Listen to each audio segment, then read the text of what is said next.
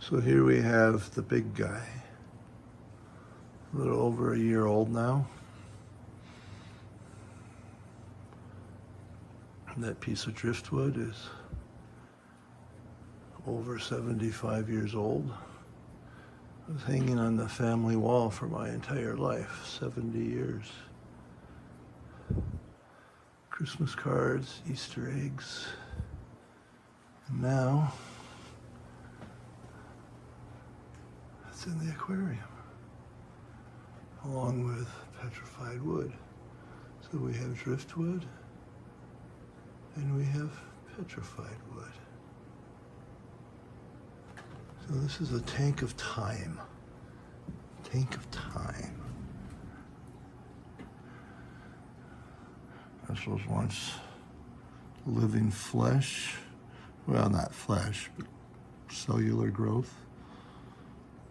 Exchanging oxygen. Growing, reproducing. And then it got buried. And now we have it. And it looks like a piece of wood that we had from the forest. Only it's, what, 100 million years old? 160? Maybe, I don't know. I just need to find out. And there's the driftwood in back there. It's kind of overwhelming. This aquarium turned out quite a bit different than I had originally planned, all for the better. I just, one of the things that I think is important is to play with current. Fish like current, it gives them, they get excited. So this filter here on the left, it's good to filter, but it's also pumping out a stream of water down here below.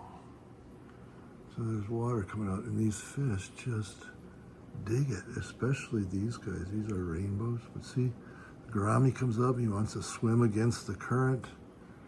I mean, they just dig it. Hey, come on, let's go play. But I wonder if they think maybe in there's more insects and bugs and grubs to eat, or do they actually have pleasure?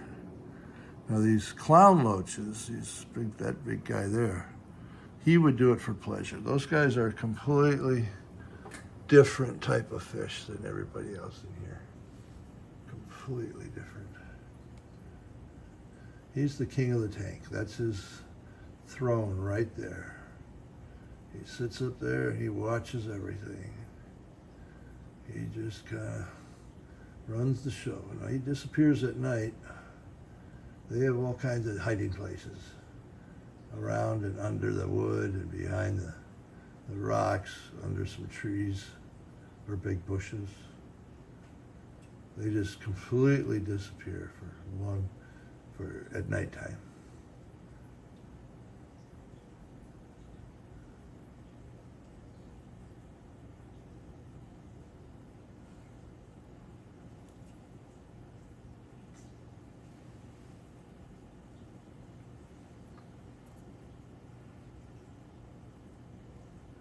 Now I had these mollies here, and some of them have given birth. Some of these are brothers and sisters, but they haven't had a very high success rate for a number of reasons. I've been harvesting a lot of plants out because I want to get light down to these big guys down below, and the babies tend to hide up in the plants, which means that if they don't have a hiding place, the other fish, although normally not aggressive, will still definitely eat them. So there's not a high success rate. And at first I did, when I had the elephant plants in here, they seem to be quite happy and do quite well. And I still have some there, you can see it. But I've sold a bunch of that, and once again I cleared it out because I wanted to give these guys more sun. So that gives fish a lot of room for down here. That's where you see the catfish are down there scavenging around. Now I think I have about a dozen catfish in here. I think 4 different species. It's kind of funny. Some species stick together they all are schooling, but some don't get along with other ones. It's not that they fight, but they don't school together.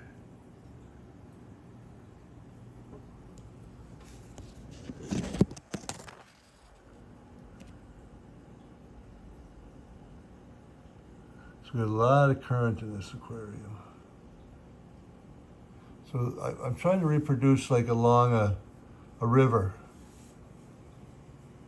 You get the tall, weedy plants, and you got some places where, the floating plants can kind of conglomerate together and grow.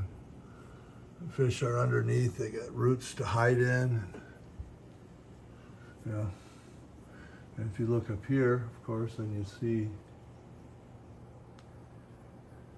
all the roots in that aquarium feeding all these leaves. There's a tremendous amount of nutrition going through the aquarium, through the roots to these plants.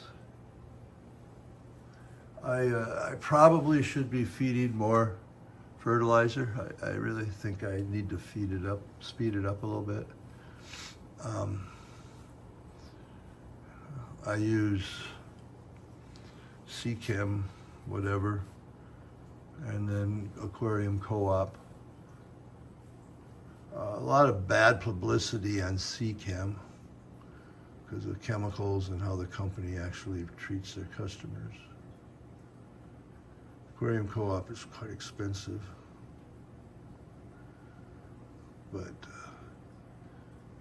the situation, I really need to do something, and I'm not sure what's safe with the fish. There's so much disinformation out there. I mean, it really is just, people get these ideas. So I've always done it this way before. Must be right. Yeah, but it kills fish. Well, it didn't kill any fish for me. Science says it. I don't care about science. It didn't kill any of my fish. Hell, I dumped a quart of oil in there and they're still doing okay. All right, Bob. So let's do a little feeding time here. What the heck? Where did I put the food? What the heck is going on here, for God's sakes? Did I leave it all the way off? I guess I did. All right, hang on here, folks.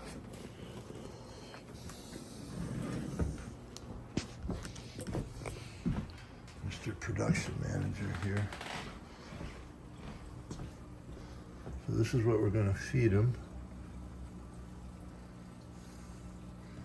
And of course, somewhere between here and there, I've lost the eyedropper. So we're going to use the turkey baster. You're going to see some happy fish in a few minutes here, folks. That's the way we do things here at OTV. Finest home entertainment, education, and generally a good time. Okay, so I'm going to back off a little bit. Okay, so I'm going to suck up some brine shrimp. These guys they know I'm here, so I'm just going to drop some in.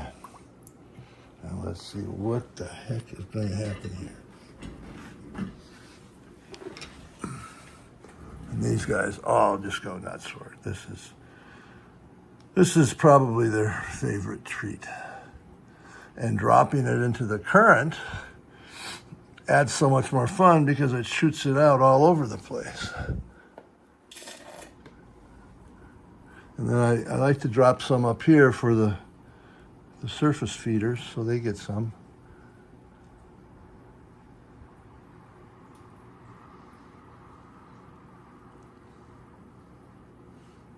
The clown loaches are getting in.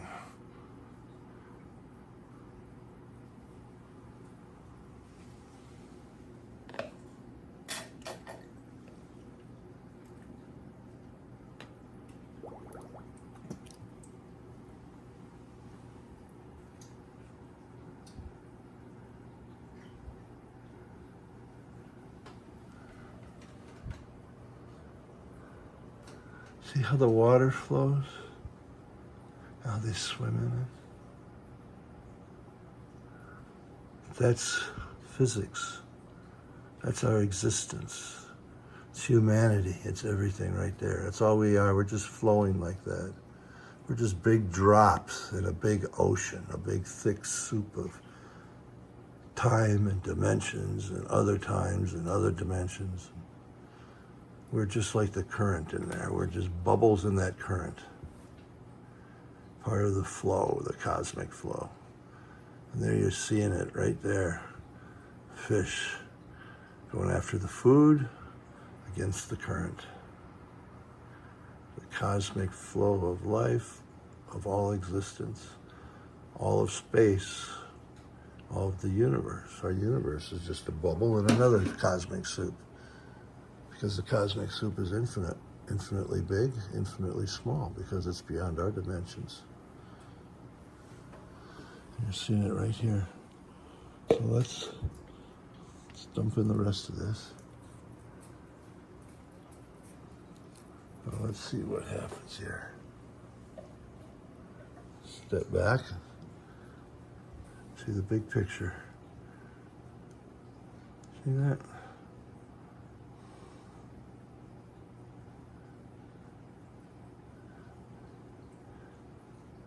You know, it's like we're also like twigs in a river. We can flow in the river, or we can get hung up in the eddy. These fish, they can flow with the current, get their food.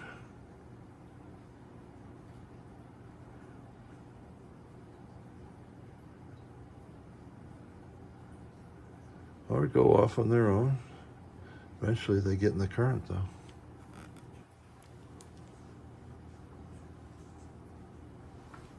The flow of space and time.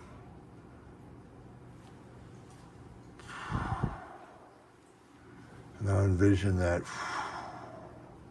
with, instead of water molecules, it's a space and time that's infinitely big.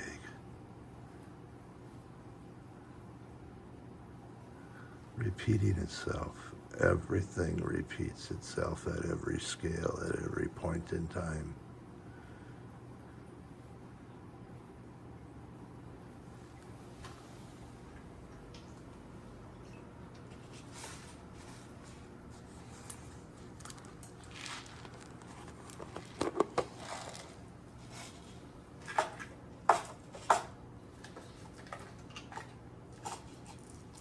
Okay, we're gonna drop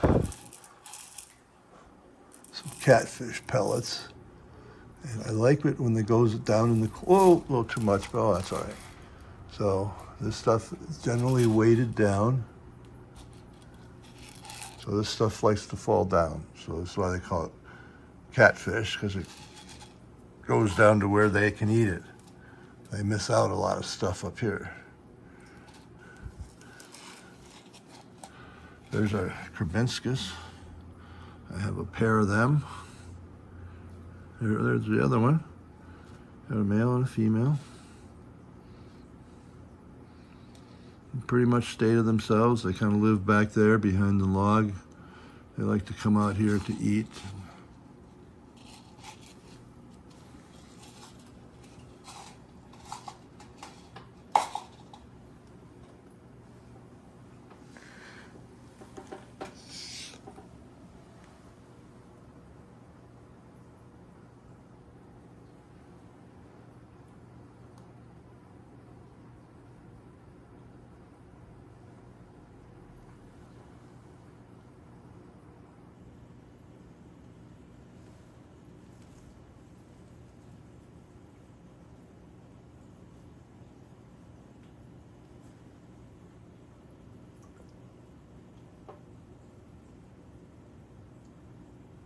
Comes the school. I heard there's food out here. They generally stay in the school. Here's one of their cousins coming in. Oh, two different cousins. Oh, there's another different. So we got 4 different types there. Maybe even 5. I'll just do some of that. There you see 3 different types right there. Different coloring. There's a couple in here. I always bought 4 or 5, but at a time that were all the same. But I had some problems. These guys are just so cute, though. They're just, you know, they're always hanging out together. Now here comes the Krabinskas. He just completely went around the tank. And he has his little routine. He goes back. He'll check out his nest in back, or her nest, and then come back, hang out, check for food, and she'll be back over here.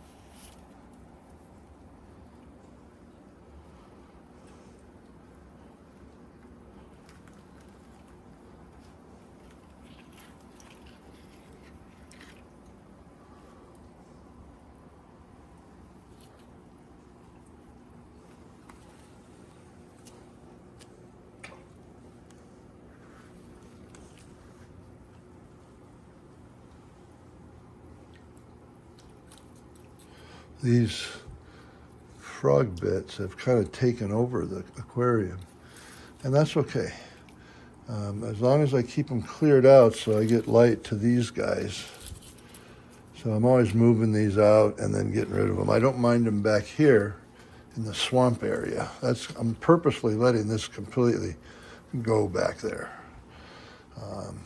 Whatever grows, grows. I'm not pulling anything out. I'm not harvesting. Well, I'm harvesting some because it just gets so thick it's coming out here, but I'm trying to keep the rest of the tank fairly bare.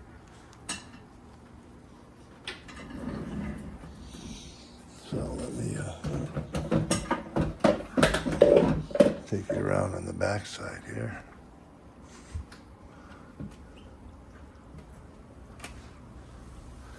Oh, filter's doing pretty good.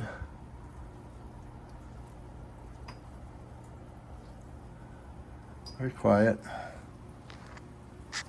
Plants are doing well. Yeah. These are the peace lilies. They have real nice flowers here. Everybody's doing quite well. Back here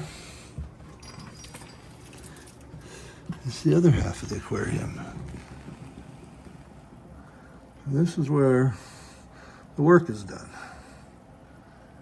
So we got the oxygen going here. The filter is sucking water out right here, coming down, going to the filter underneath, and it's squirting out at a fairly high level over here. The other side of the aquarium, squirting out. And so that's the primary filtration. This filter here also is sucking water in down here and blowing it out. So this is just kind of going like that, but it does suck stuff in. But then to kind of throw a wrench into it is I have a propeller in here, a little fan that makes current. And I don't know exactly where I put it this time. I kind of just let it float, but it adds to current. Must be over under here somewhere. But you can see this is really quite the jungle. Here's the front window. I'm going to start building trellises up here so that I can have these guys hanging from here up to the wall over the window. It's going to be really nice. You can see how well they've grown and how healthy they are. But once again, that's a lot of nutrition, a lot of nutrients. So I do overfeed these fish, but got to do it.